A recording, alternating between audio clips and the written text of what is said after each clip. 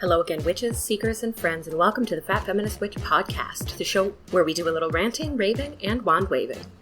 I'm your host, Paige, and together we're going to explore magic and spirituality, social justice, the psychic realm, and most importantly, making magic in the bedroom. Hey witches, and thank you so much for tuning in to my first episode in a series I am calling FFW PADS, all about home magic. So hey, Fat Feminist Witches, welcome to PAD. I've been watching some old episodes of Cribs because I'm very, very strange. Is there anyone else my age listening? Do you guys remember the episode with Tyrese Gibson and his house and the humongous murals that he did himself? The Black Last Supper and with Malcolm X baptized Tupac. I fucking love that shit. I love it. I love that he painted them himself and that they are gigantic permanent murals. I love it. Love it.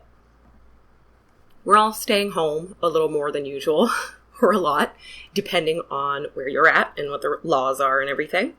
And I've recently moved into a new place. So the magic of home and hearth is at the forefront of my mind a lot lately. A lot of kids, grew up dreaming about getting married or having kids or their job or whatever. And I was like, nope, I just want a big old house full of my stuff, all my stuff, and animal friends. And that's just it. That's what I want. But even in the places I live now, I put a lot of intention into how I decorate each room and the energy of the space. You can ask anyone who has ever been to my apartment, and they will tell you that it has a very comfortable vibe. It feels like home, not their home. It feels like my home because it's very me. It's all very personal. Everything that I have in view, and I will admit I'm a bit of a pack rat, is even to others very obviously carefully chosen and placed. My home really is my story. It's my life story. Everywhere you look, there are things from different points in my life that have mattered to me or inspired me, and every room is different. Has different colors, different vibes, different decorations, different everything. And it's always been like that. That's just me. It's how I roll. Looking back, when I decided to buy my first witch book after taking a few years off back in 2012, which was kind of like a moment that really led to this podcast and this lifestyle I'm living, right? I'm not very surprised that what I bought was Magical Housekeeping by Tess Whitehurst. I started implementing some things in the book right away because it was all that was the beauty of that book. It's easy to read, but it's also easy to do. A lot of the spells in the book, they have stuff that you have in your home. They're not very extreme or over the top. It was very easy to start doing that stuff right away. And I noticed how different it really felt in my apartment. I really actually did notice in a big way. Home is my favorite place. It is my sanctuary. I'm a hermit, I'm just a hermit. But home is also the place where I've experienced some of my most difficult moments. I grew up in a home that was abusive. And even when, the abuser was kicked out, the next few years of trying to rebuild our family and ourselves after that kind of trauma were very challenging. I've been abused, cheated on, beaten up, threatened, manipulated, all at my own home. Specifically in the apartment that I recently moved out of. I lived there for a really long time, and I experienced all of those specific things in there. So when I read the book, I was like, oh, okay, cool. I need to cleanse the space. I need to clear out the energy that's in here that's been lingering around. It makes sense because I've had very difficult experiences here. So, I didn't have a big store of witch stuff. I got some incense, some salt from the kitchen, regular tea lights from the dollar store, and a set of Christmas bells because it was the only bell I had. And I put one of my favorite records on the record player. It was the Violent Femmes debut album, by the way. Fantastic on vinyl. I still listen to the Violent Femmes a lot of times when I'm doing stuff around the house. It just puts me right in the mood. Anyways, I made some salt water in an old Windex bottle, and I used it to clean my room and my Christmas bells. And then I started going room to room with everything that I had. in magical housekeeping, she said to light a tea light candle, in every room or every space in the house. And so I did. I brought one into everywhere. Every room got a candle and a stick of incense, which it wasn't magical. Like I believe I had gotten it at the head shop and was probably a fruity scent like watermelon or strawberry or something. Those are still happy smells. I thought it was more about the actual intention than the smell. And I think I was right. As I went room to room, I, sprayed my salt water, I rang my Christmas bells, I clapped and I danced to the music and I sang along, made a lot of noise and got everywhere. I opened up every window and door, I got behind the furniture, I got into corners, I walked through closets, I filled every nook and cranny that I could find with smoke and with the salt water. Then I took my cleansed broom and I swept every single room. And I put all the, I collected all the dirt that I swept through that spiritual cleansing, and I threw it out into the street. Cool. Love it. Problem solved. Now what? Within that month, I decided to do some big reorganizing in my apartment. There was a room that was supposed to be the bedroom of that apartment, but I would not use it. I wouldn't use it for that especially, but I didn't even want to be in there. My ex-boyfriend had cheated on me in that room.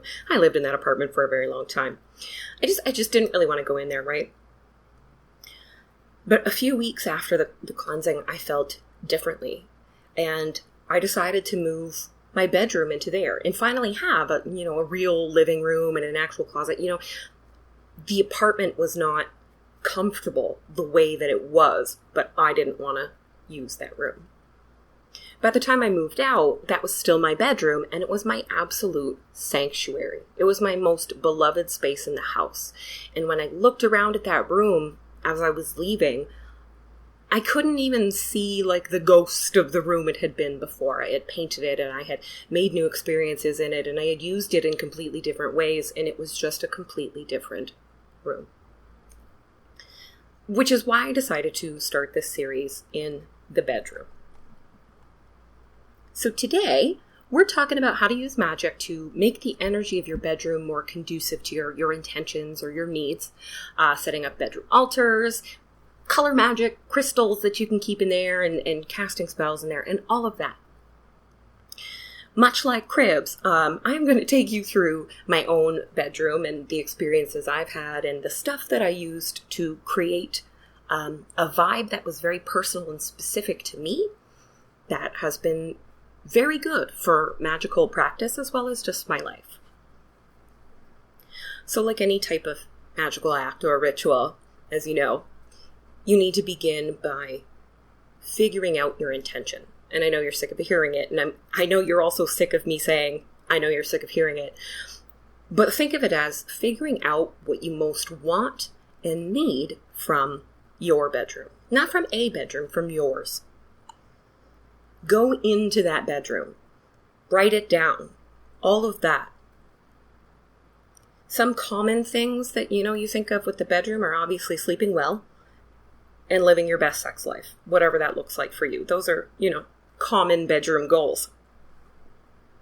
I also use my room for tarot reading and for nighttime journaling or serious journaling.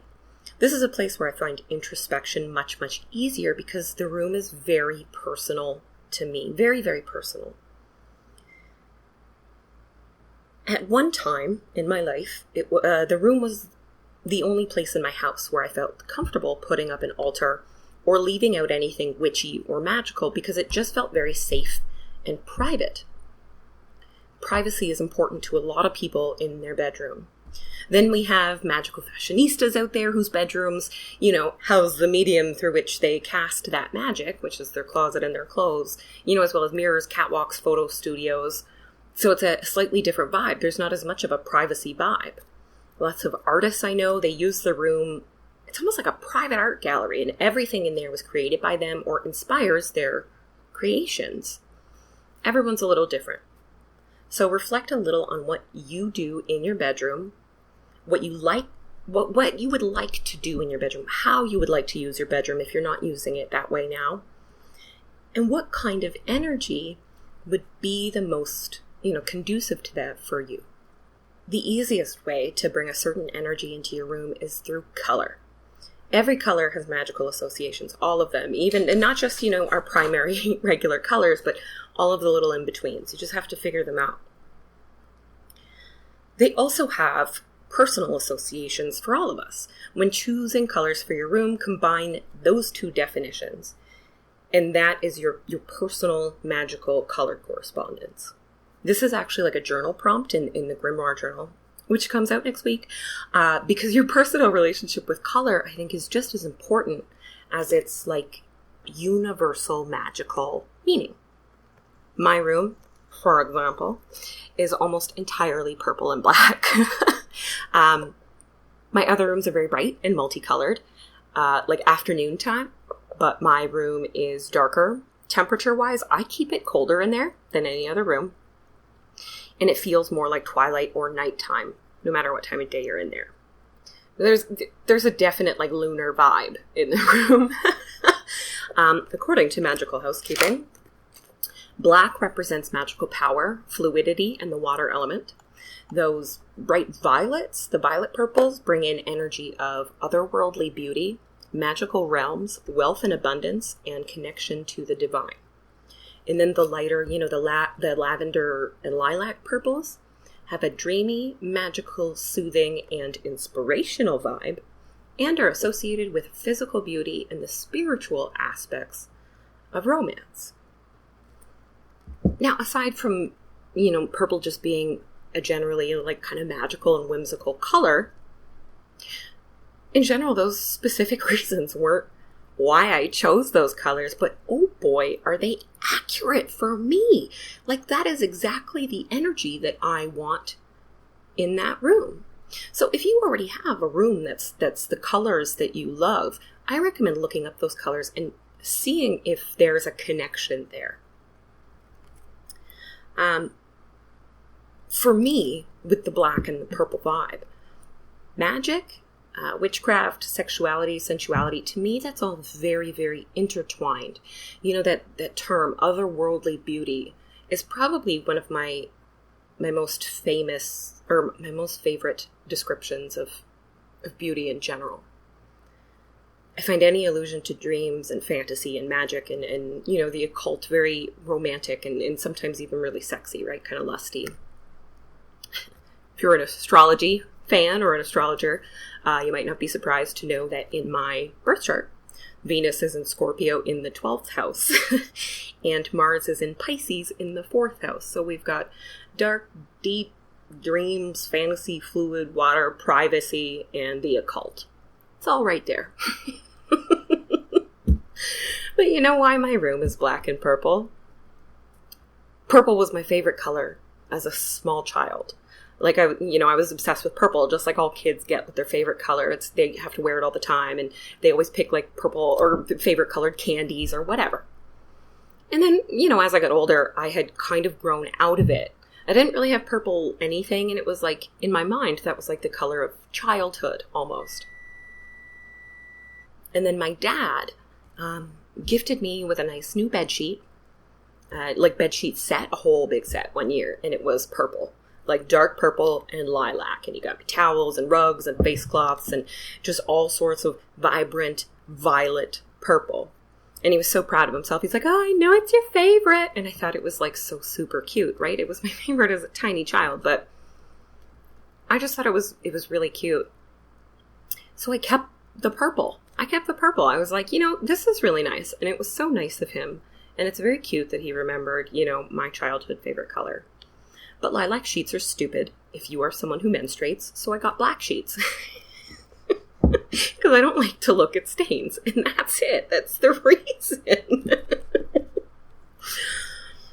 But those colors ended up changing the vibe of my room into something that makes me so much more comfortable. It's deep, and it's cool, and it's calm, and it's magical. And actually, the colors of my room and a lot of the decor did not match that purple and black. And I ended up changing the rest of my room, painting the walls, getting new decorations, hanging them differently to match more with the purple and black and gray and lilac vibe that, I now was fully committed to. So the colors really can make a difference. Warm colors in your bedroom are very refreshing and energizing or really passionate. So reds and oranges are like, action colors. Yellow is really great if you cannot wake up in the morning. Honestly, a bright yellow room with sun shining in is damn near impossible to sleep in. I know this for a fact.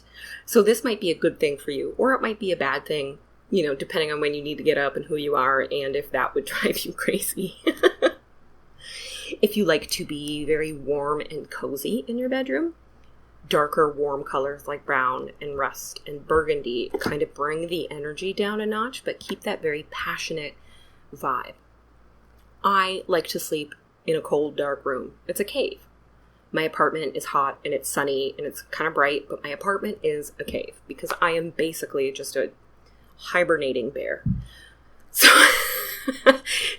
cool colors like blues and grays, some of the greens, purples, blacks, they will literally make you feel colder if they're on the walls, like it surrounds you. They have this very cool, calm, and I find very restful energy. Darker colors in this palette are very, what is it? It's deep. It's depth. It's a deep sinking in, cradled by the ocean or the void of space or the dark forest. Depending on who you are, kind of energy. I see them as kind of internal colors. These super dark colors. Lighter and brighter colors are a lot more like external and expansive and intellectual and just like big. So they're like the blue sky. Or a wide open meadow with little wildflowers, greens and purples. Or clean grays and whites that encourage your mind to just fill in the blanks as you look around. I personally think all white rooms are scary. All white houses and rooms to me are very scary because I am just a color loving person. And one of my best friends, lots of vibrant colors make him almost uncomfortable. And he comes to my house and he's like, oh God, it's bright in here. It's not bright in here. It's dark as hell because there's colors everywhere. And he finds that kind of agitating, whereas plain blacks and whites are very soothing to him. So it's really up to you and who you are, but there are some kind of constants. You can look up the magical meanings of colors to get started, but like I said, I really encourage you to also think about what those colors make you think of, how they make you feel, if you have any, important experiences that involve that color, and write that down, right with your magical correspondences, like in your grimoire or on a list or somewhere. Because if some color, blue is for healing, but you don't see blue that way at all, then you're not going to get a healing vibe out of it. You're going to get whatever vibe you associate with that blue, no matter what. You'd have to really change your thinking. You'd have to completely change your thinking about it. And sometimes that can just not be possible. Where you put your furniture, the floor plan of your room, can also be designed around the magic you want to create in the room, or the energy you want to create there. So feng shui is a Chinese practice that seeks to balance and harmonize the energy of your home.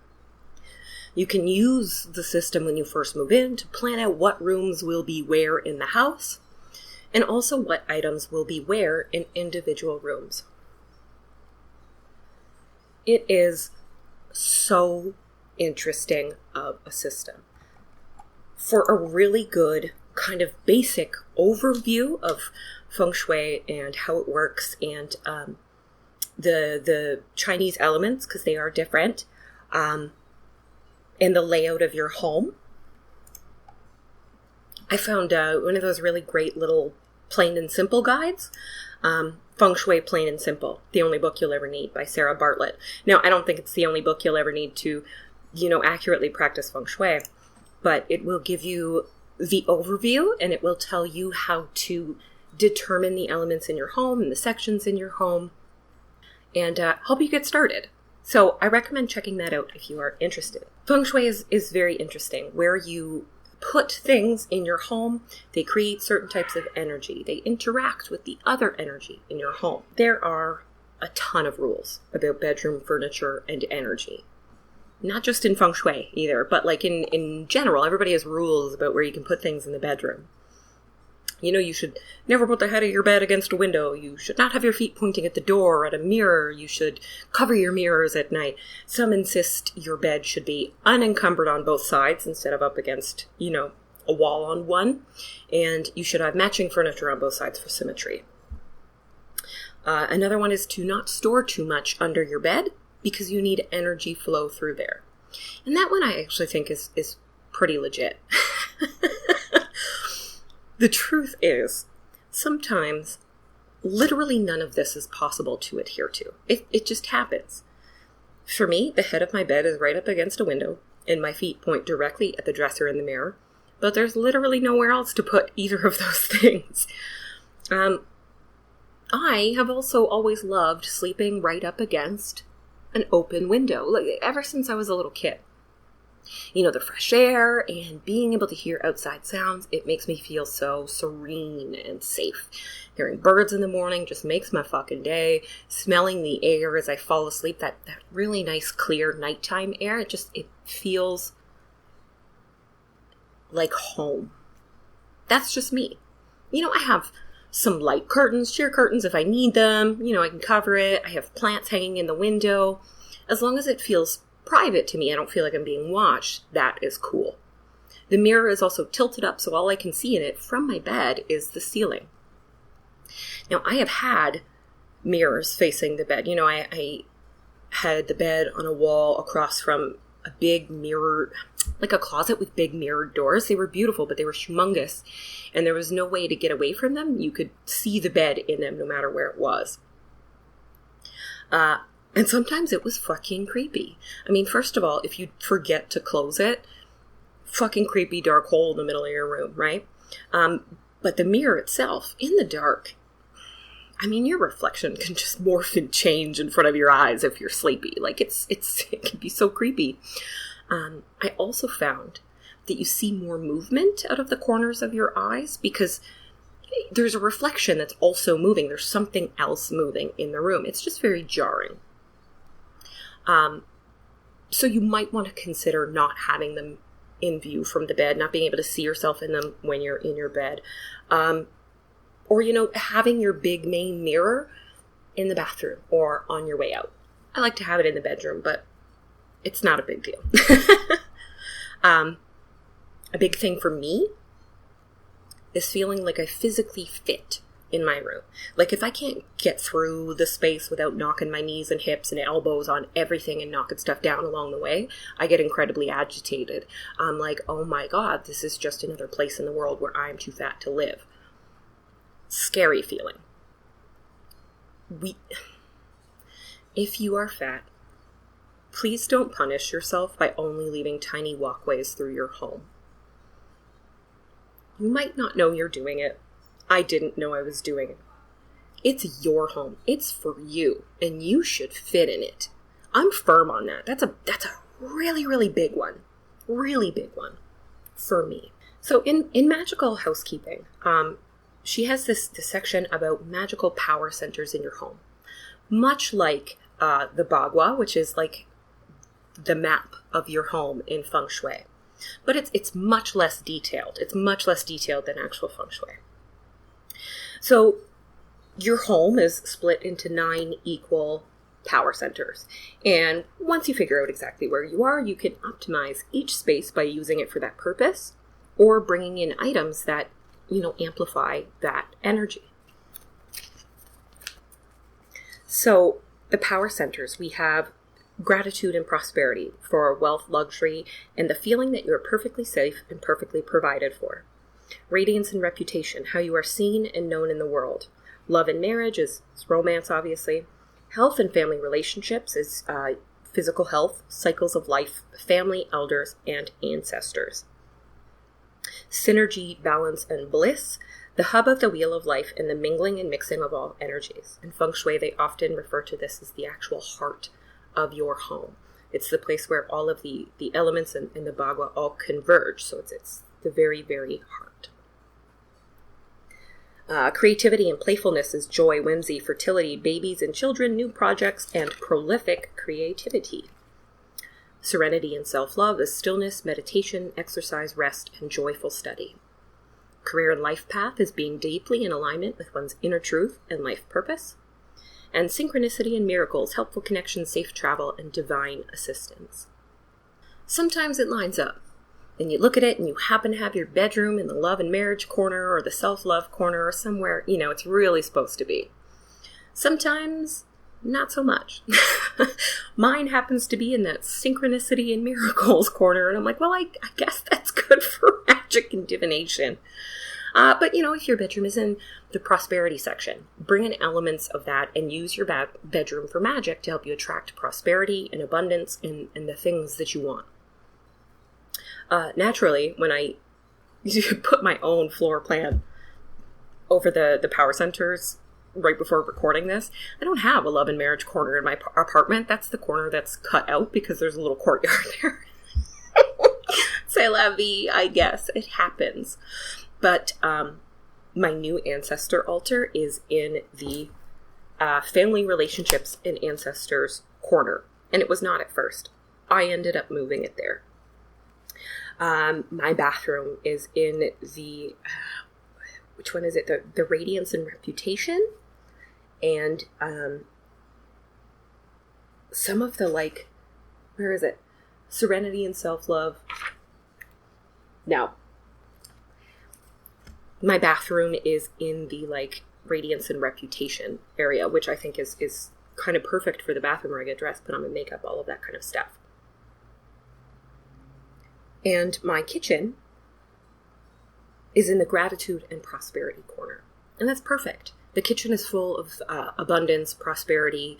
It's where I keep my food that powers me. It's the stove, which is a beacon of prosperity, of wealth in your home. That's why you should always keep it clean.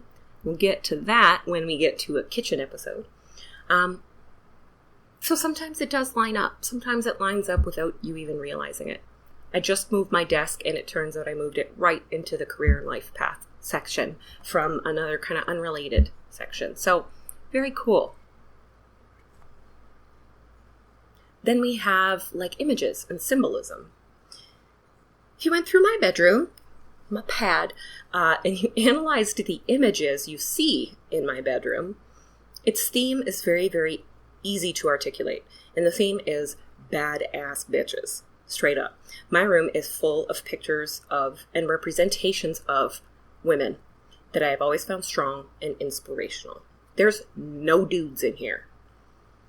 These women and girls in here are all different aspects of what, femininity, the divine feminine, womanhood, sexuality, sensuality, all of that mean to me. They're empowering images. So I have a small, honestly, it looks like a shrine, and maybe it is, to Pam Grier, who is my badass action hero.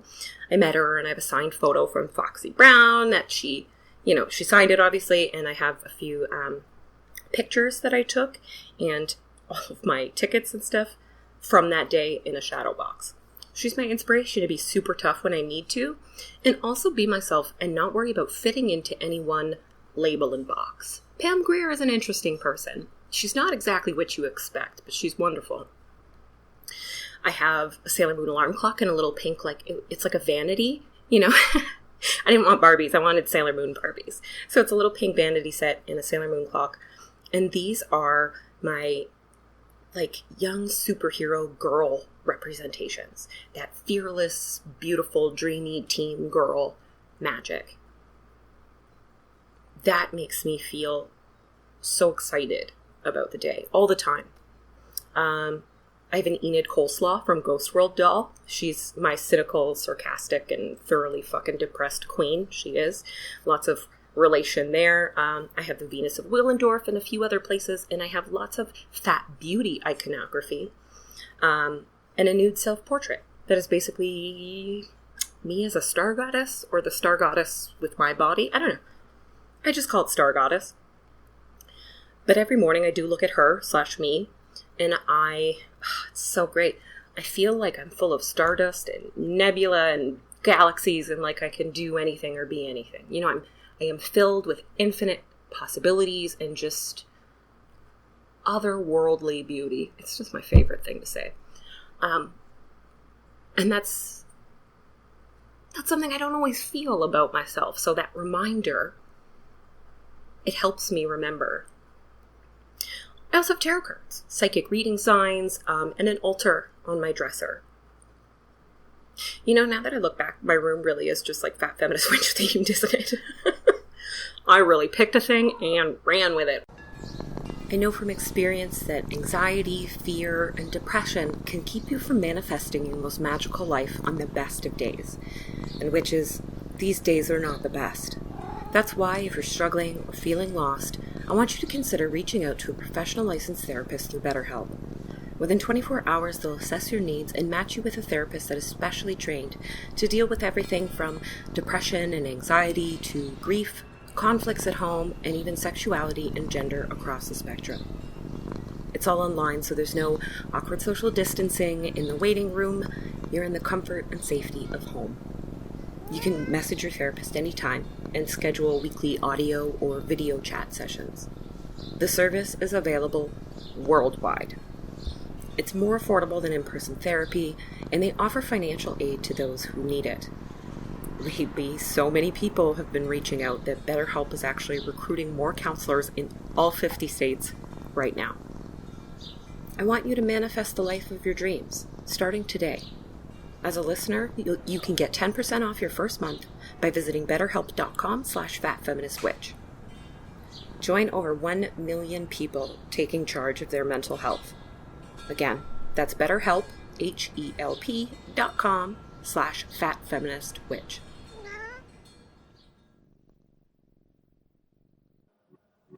Wild magic grew out of a fascination for herbalism, a love of witchcraft, and a passion for creating natural, chemical-free products that honor our bodies and the earth. All items are handmade by Clarissa Camp with you and Mother Earth in mind. Made with love, purpose, and a sprinkle of magic, we craft intentional products for mindful witches who have a profound relationship with the planet. Our ritual bath salts and sprays are crafted with herbal and mineral ingredients to support your magical intentions, cleanse your sacred space, provide protective barriers, or just bring a beautiful chemical-free scent to your body or your home. So visit our website to learn more and check out our herbal-infused body butters, lip balms, and healing salves, because right now listeners of the Fat Feminist Witch podcast can get 20% off by going to thewildmagic.com/fatfeministwitch and entering promo code FATFEMWITCH20 at checkout.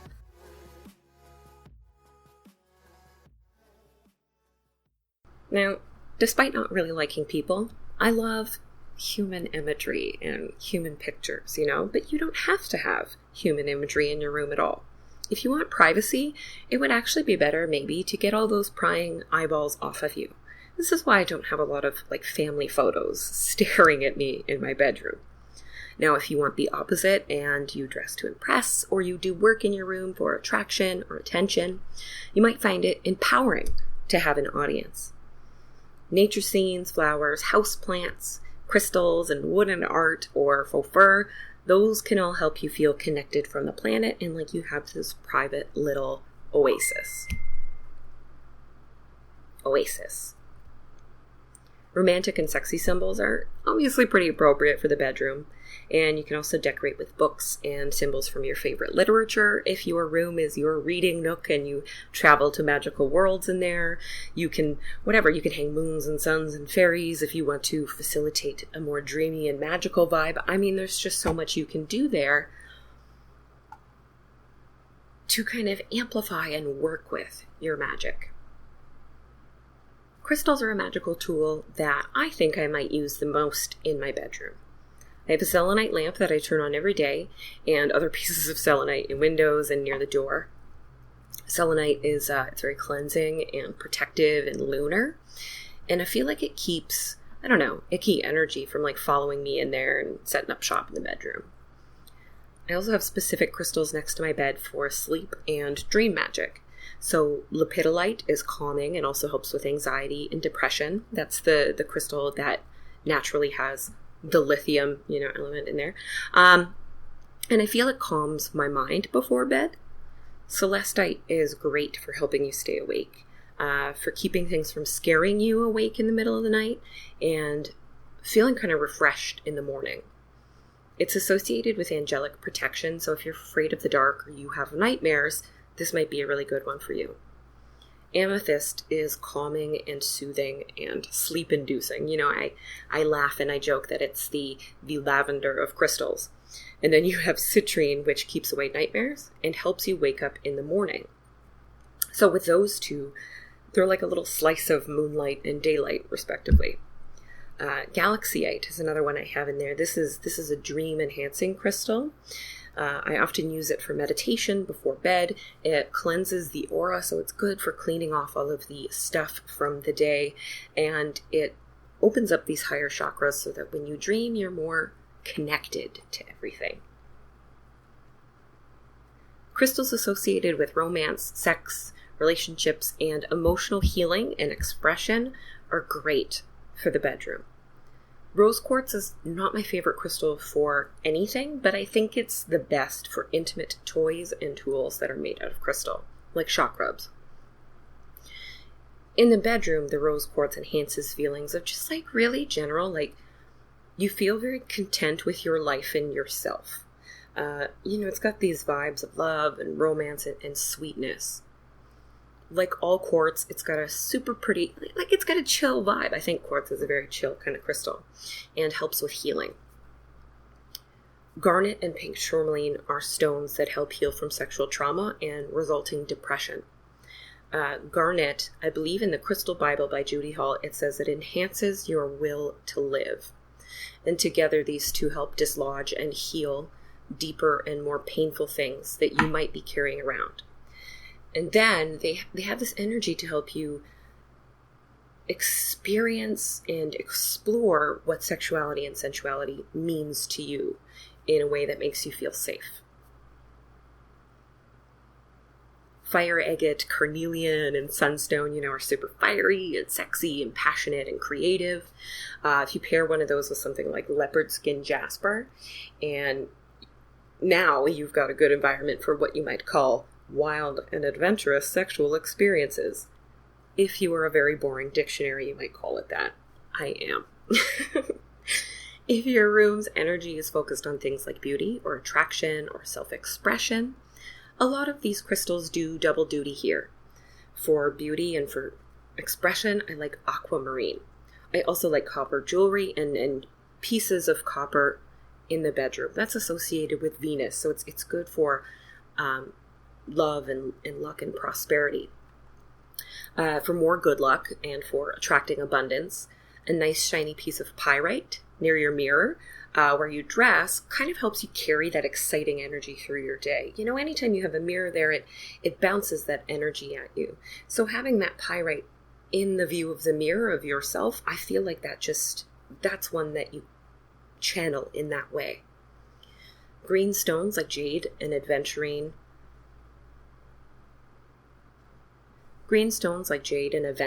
are very lucky and prosperous and look really good in jewelry, which you can hang in your room when you're not wearing and still get those crystal effects. All of your crystals don't have to be, nice big chunks. If you have crystal jewelry, hang that up in your room. Cleanse those when you cleanse your crystals. Put your crystal jewelry in the windowsills when you cleanse your crystals with moonlight. Use all your crystals in all sorts of ways. Chrysocolla is one of my absolute favorites. It helps you see your inner beauty, and it also helps you project it. For other old gals like me, it's especially good for coping with age and how it affects your own perception of your beauty.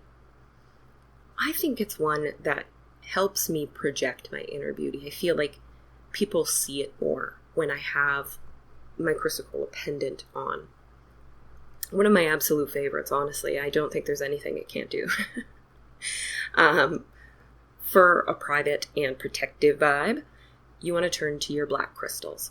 Obsidian is my favorite because I find it really stable and soothing, but it's also kind of exciting because of that volcanic element. It's still got that kind of passion.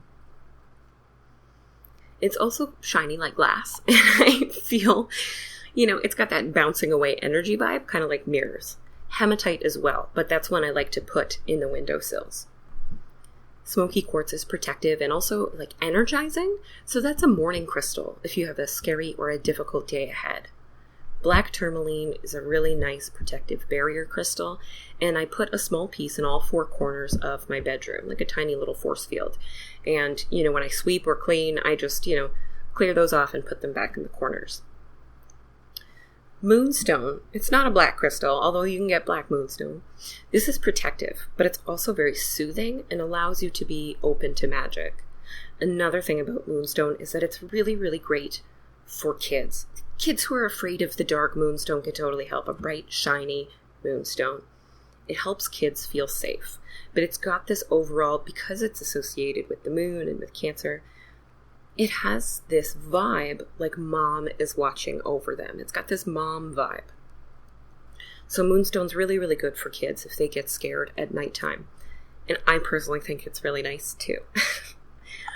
So you can hang these crystals in your closet. You can put them in your drawers to charge your clothing with specific energy or intentions.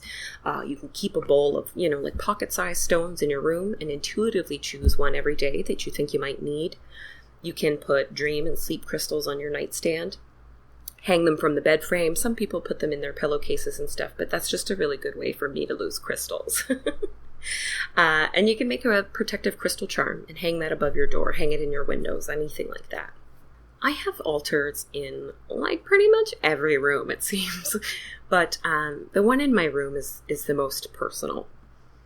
Its main focuses are things like beauty and self-esteem, sexuality, healing sex and relationship trauma, and expressing sensuality. So I burn candles there. I burn incenses for those purposes. At the altar, I have images of goddesses like Lilith and Persephone, the Queen of Sheba, the Venus of Willendorf, and Freya. Much like the other woman depictions in my room, they are the kind of specific sex, relationship, self-esteem, and beauty goddesses that I am the most interested in, that I relate to the most, and whose stories are the most inspirational for me. Their images are what I consider to be real, authentic, individual, sensual beauty. So this altar is where I cleanse and charge my rose quartz wand, the special one. It's where I charge up perfume and body sprays as well, jewelry, and also my personal journals. I'll put those there to kind of help with that introspective vibe. I almost always have a deck of tarot or oracle cards like right there as well, in addition to whatever one or three I've carried in there on any given day. But I always have one that's in there and that's available and that's in that spot. It's on my dresser.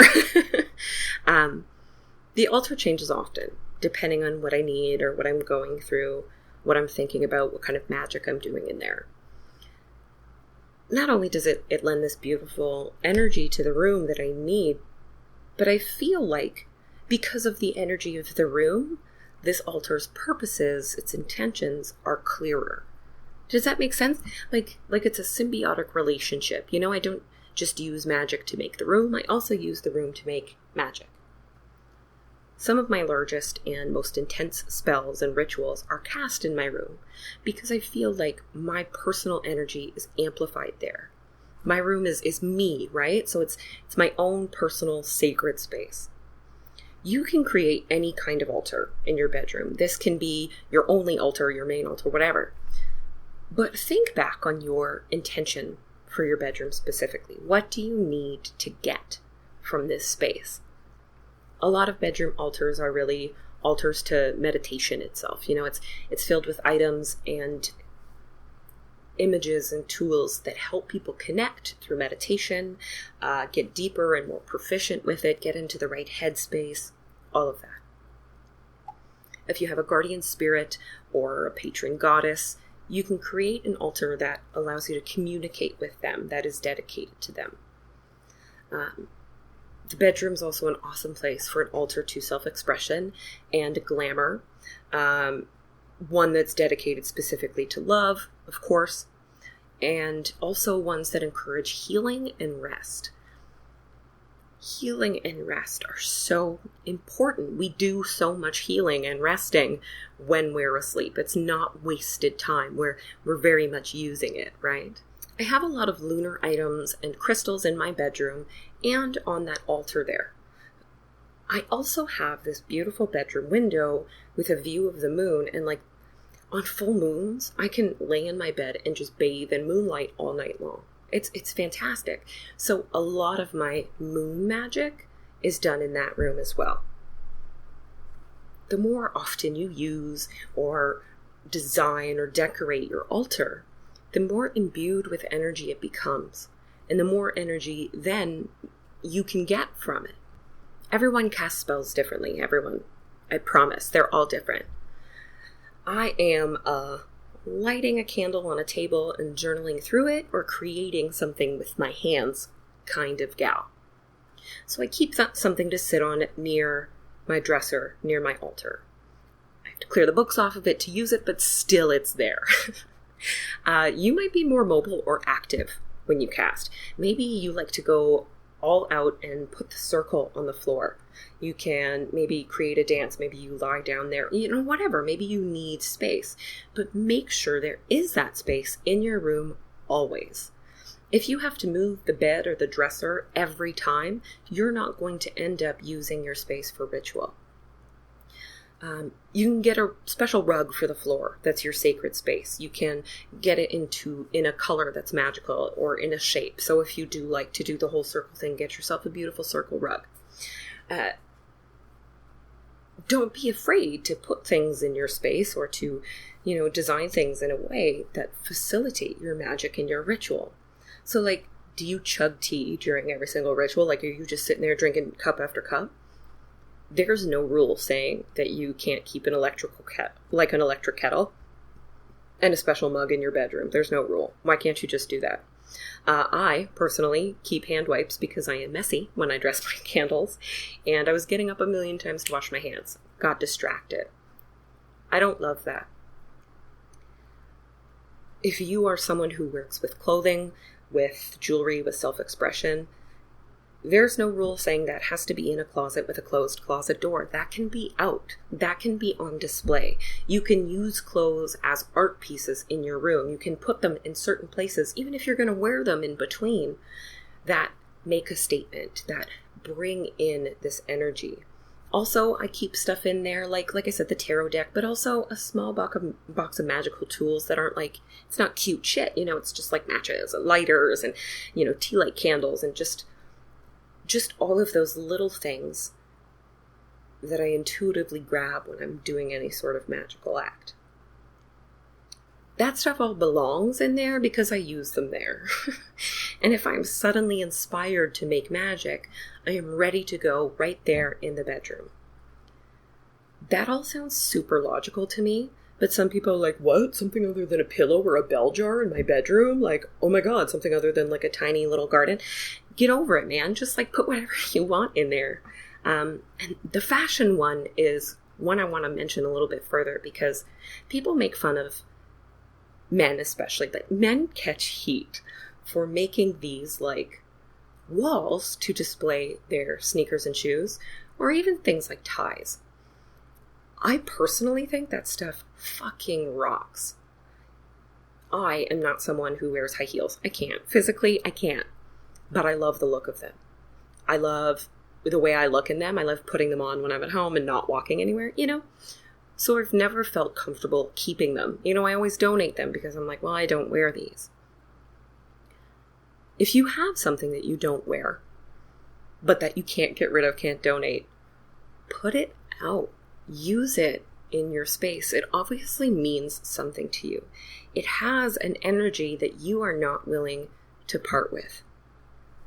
You don't have to be perfectly rational when it comes to your bedroom. It's a very emotional space. So put up your shoes. I love that. I love seeing personal expression in people's rooms. Put up your shoe wall, your purse wall, hang up clothes from when you were a kid in little frames, whatever. Go for it, man. Have a great time. Some other things that I do or have done in the past, using magical sprays to cleanse or even, re-up the energy in my room. I keep Beau Magic's La Lune spray right next to my bed, and I spray my pillows and the air around me when I'm doing any divination or dream magic. I give my windows and my mirrors semi-regular Florida water washes, whenever I feel like they need them. On the windows, the Florida water is used to cleanse away any bad vibes and also provide privacy and spiritual protection. So I feel like I'm washing away all the prying eyes, On the mirror, my purpose is to clear away bad vibes that I usually project that are about my body or my appearance or about myself. And also to help me see myself clearly and positively in that mirror.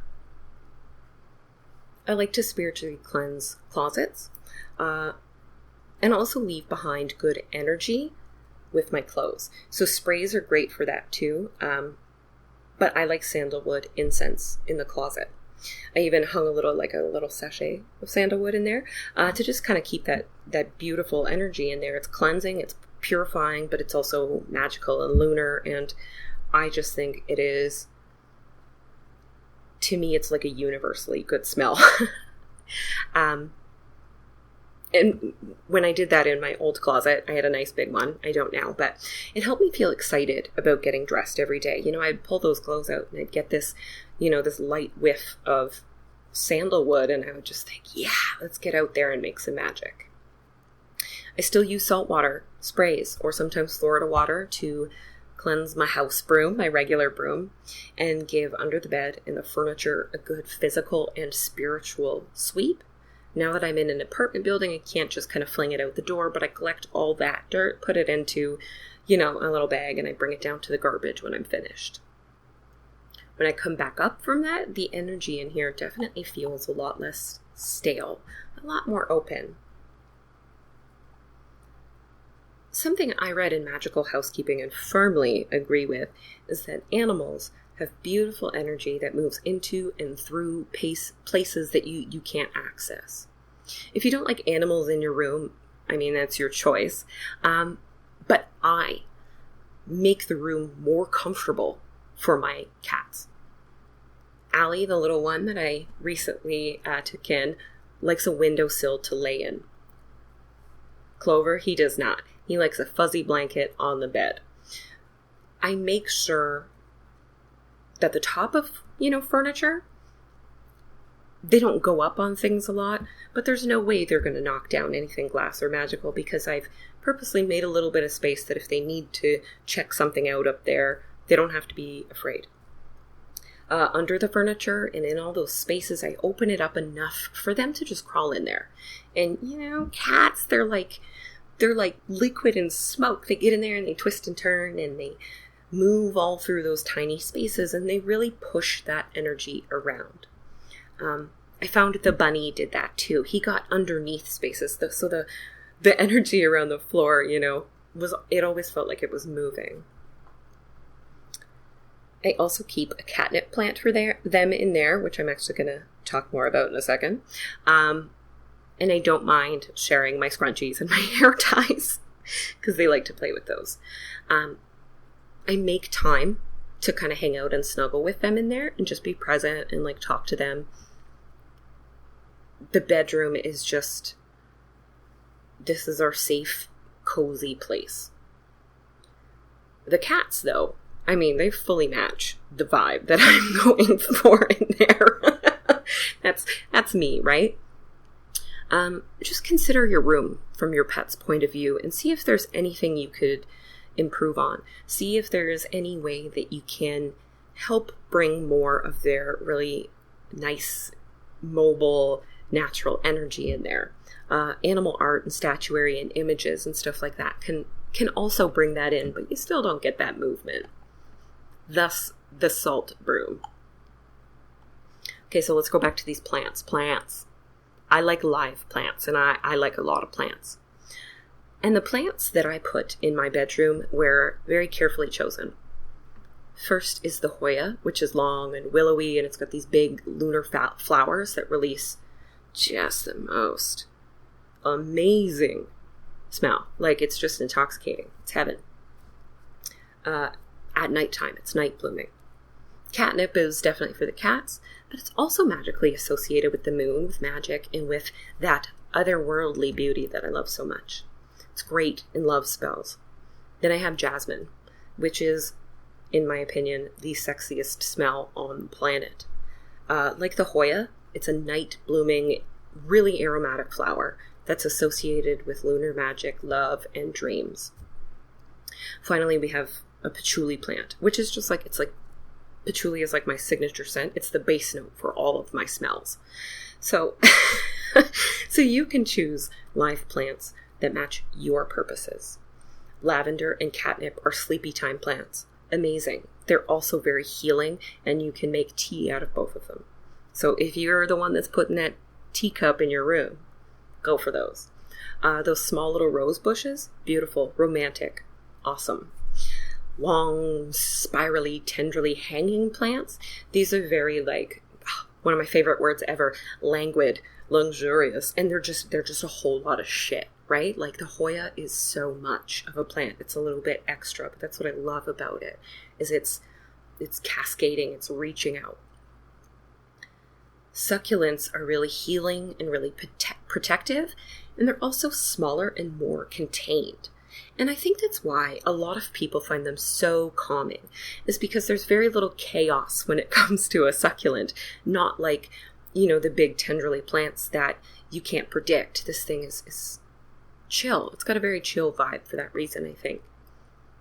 Mugwort is a magical dream herb, used in all sorts of magic and spells, and you can absolutely grow your magical plants. You can have your magic garden in your bedroom. Who says basil needs to be kept in the kitchen just because it's tasty? Basil is a solar herb associated with radiant beauty. That's perfect for a lot of people's bedrooms. It's perfect. It's a great one to kind of like grab a leaf and rub it on your fingers or yourself as you leave. Then you can use those plants in your spells and rituals. Also, if you can't grow live plants, that's cool. Fake plants are dope. My advice there is, don't hang it above your bed if you're never going to dust or vacuum it, unless you really like eating more spiders than you do now. But fake plants and images of certain plants, again, can bring some of that energy into your home. You can get, vintage botanical drawings of certain plants and herbs that match your purposes, like the mugwort or the lavender, the jasmine, roses, anything like that. You can bring more of that natural energy in. Now, if you're suddenly inspired to get some paint and redo your entire bedroom, that's awesome. But you really don't have to trash it all and start from scratch. You don't have to spend $1 million either. Nothing I've shared is absolutely do not do this, or you absolutely need this item. Which is why I shared what I have in my room with you.